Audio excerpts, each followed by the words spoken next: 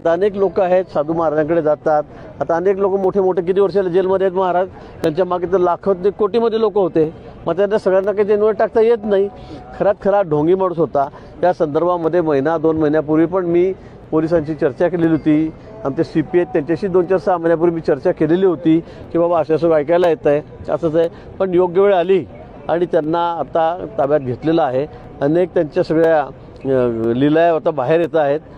कडक कारवाई होईल त्यांच्यावर, कारण ज्या पद्धतीने त्यांनी लोकांना लुटलेलं आहे. हे सगळ्या आमच्या अनेक महिला भगिनी आहेत, त्यांच्यासोबत दुराचार केलेला आहे, तो आता समोर येतो आहे.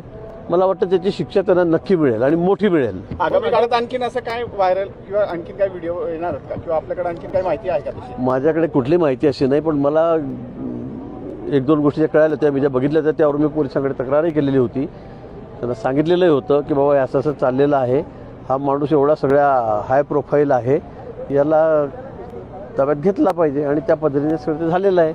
माननीय मुख्यमंत्री महोदय, ते गृहमंत्री ते स्वतः अतिशय बारकाईने लक्ष घालत आहेत. पण अशा अनेक गोष्टी आहेत, असे ढोंगी लोक भरपूर आहेत की जे अशा पद्धतीने काही ना काही सगळे धंदे करत असतात. आणि त्यातला हा फार हाय प्रोफाईल होता आणि तो आता बरोबर ताब्यामध्ये आलेला आहे. त्याच्यावर खूप कडक कारवाई होईल. याच्या अलावा अजून कोणी असं वाटतं आपल्याला की त्यांच्यावर आपण? मला जे समजलं मी ते बघितलं होतं, त्याच्यावर मी सगळी तक्रार केलेली होती. मी सांगितलेलं होतं, अनेक लोकांनी त्यांच्याकडे तक्रार केली होती पोलिसांकडे, आणि त्यावरून आता ते उघड झालेलं आहे. मला वाटतं यामध्ये कोणाची हयगय केली जाणार नाही.